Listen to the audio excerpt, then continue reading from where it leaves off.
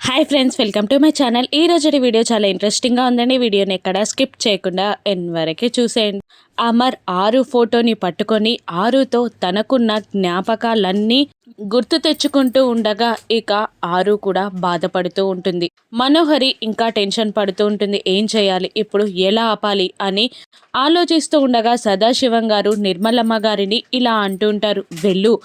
వాడు వెళ్ళి చాలాసేపు అవుతుంది, ఇంకా వాడు కిందికి దిగి రాలేదు, వెళ్ళి తీసుకురాపో అని సదాశివం గారు అనగానే అలాగే అంటూ నిర్మలమ్మ గారు అమర్ దగ్గరికి వస్తూ ఉంటుంది. ఇక మరోవైపు ఆ బాగీని రాథోడ్ లాక్కొని లాన్లోకి వెళ్తాడు. ఇక ఏమైంది అని అడుగుతూ ఉండగా అక్కడ స్మారక భవనం దగ్గర జరిగిందంతా చెప్పేస్తాడు రాథోడ్ బాగీకి.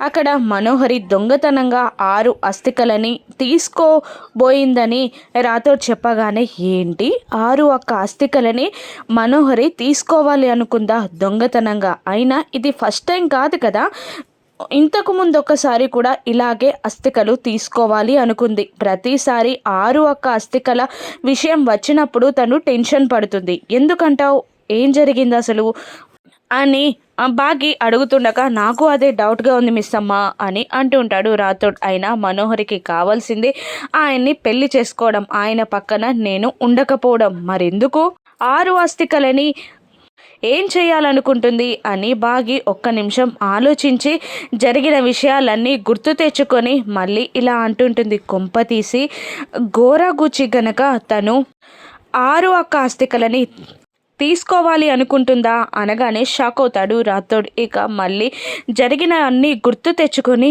అవును మిస్ అమ్మ, నిజంగానే అందుకే తీసుకోవాలి అనుకుందన్నమాట.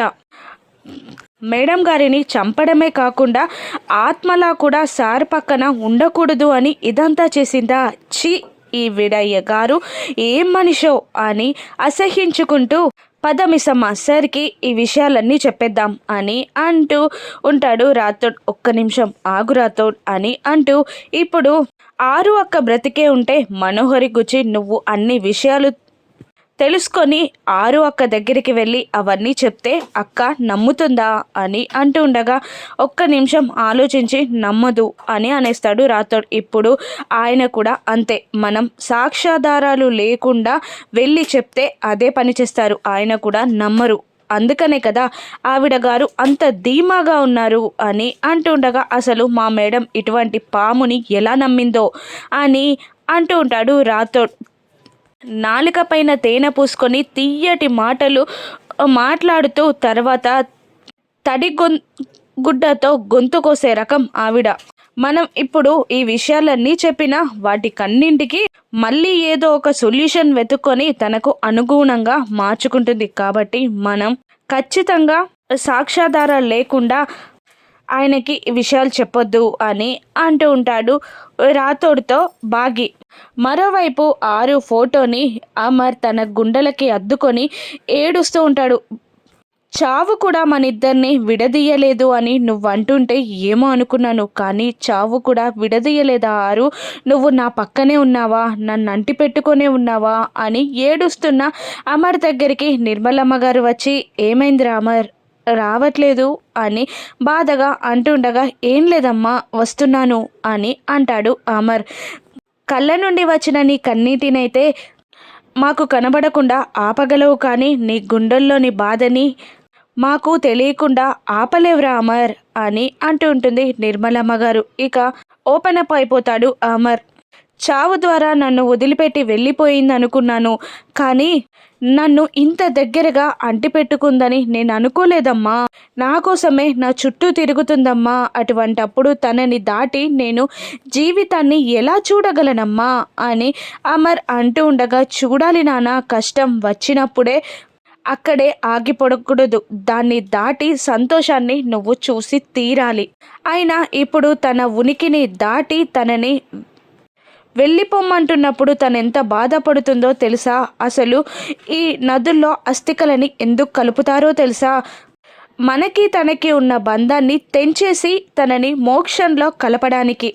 అదే చేస్తే తను హ్యాపీగా ఉంటుంది. కాబట్టి అయినా నిన్ను తనని ఎవరు వేరు చేస్తారా?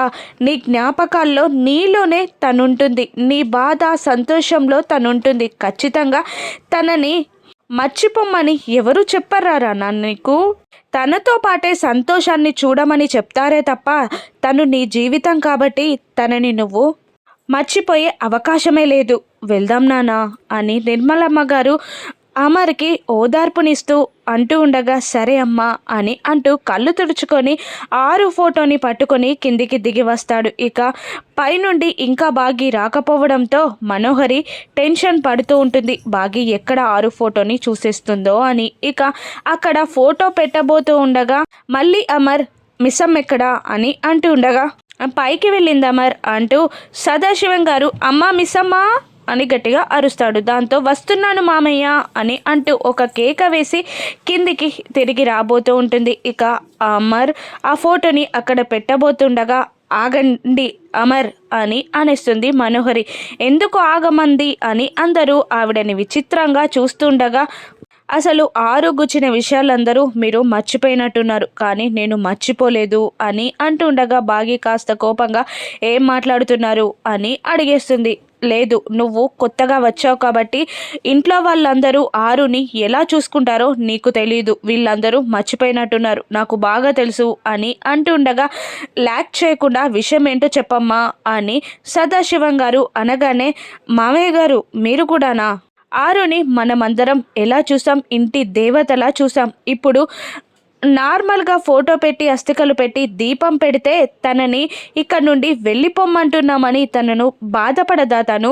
అటువంటప్పుడు ఈ మధ్యాహ్నం పూట దీపం వెలిగించడం కరెక్టేనంటారా? స్వామీజీ ఎలాగో 3 రోజులు పూజ చేయమన్నారు కాబట్టి రేపు తెల్లవారుజాముగానే ఫోటో దగ్గర అస్థికలు పెట్టి దీపం పెట్టి దేవునికి ఎలా పూజ చేస్తామో మనం ఆరుకి అలా పూజ చేస్తే తను చాలా సంతోషపడుతుంది అని అనగానే తన మాటలు కరెక్ట్గా ఉండడంతో సదాశివం గారు కూడా అవునమర్ కరెక్టే, తనని ఇంటి దేవతలా కొలిచాం, మనోహరి మాటలు కూడా కరెక్టే కదా, రేపే దీపం వెలిగిద్దామా అని అనగానే అమర్ కూడా ఒప్పుకొని రేపు మార్నింగ్ నువ్వు నేను కలిసి దీపం వెలిగిద్దాం మిస్ అమ్మా అని అనేస్తాడు అమర్. అలాగేనండి అని బాగి అనగానే అమర్ ఆ ఫోటోని నిర్మలమ్మ గారికి ఇచ్చి అక్కడి నుండి వెళ్ళిపోతాడు. అమ్మయ్య అని ఊపిరి పీల్చుకుంటుంది మనోహరి ఇద్దరు. ఇక నిర్మలమ్మ గారు ఆ అస్థికలని తీసుకొని రూమ్లో పెట్టమ్మా అనగానే బాగి ఆ అస్థికలని తీసుకొని రూమ్లోకి వెళ్ళిపోతుంది. ఇక నిర్మలమ్మ గారు ఆ ఫోటోని స్టోరేజ్ రూమ్లో పెట్టేస్తారు. అమ్మయ్య అని ఊపిరి పీల్చుకుంటుంది. లాన్లో కూర్చున్న ఏంటి ఒక్క రోజుకే ఇలా టెన్షన్ పడుతున్నావా? ఇన్నాళ్ళుగా నీతో పాటు నేనెందుకు టెన్షన్ పడ్డానో తెలిసిందా నీకు అని గుప్తా గారు అంటూ ఉండగా, నా వల్ల మీరు టెన్షన్ పడ్డారా? అయినా నాకు ఇలా జరుగుతుందని ఏమైనా తెలుసా? నా పిల్లల కోసం నా భర్త కోసం ఉన్నాను, కానీ తను వస్తుంది, నన్ను గుర్తుపడుతుంది, నాతో మాట్లాడుతుంది అని నాకేమైనా తెలుసా? అన్నీ తెలిసి మీరే తప్పు చేశారు అని అంటూ నెపమంతా గుప్తా పైకి నెట్టేస్తుంది. ఇంకొక 2 రోజులు ఫోటో కనబడకుండా జాగ్రత్త పడాలి అని అనుకుంటూ ఉంటుంది. కానీ తెల్లవారగానే అమర్ బాగి ఫోటో దగ్గర దీపం పెడతారా? ఫోటోని చూసిన బాగి రియాక్షన్ ఏంటి?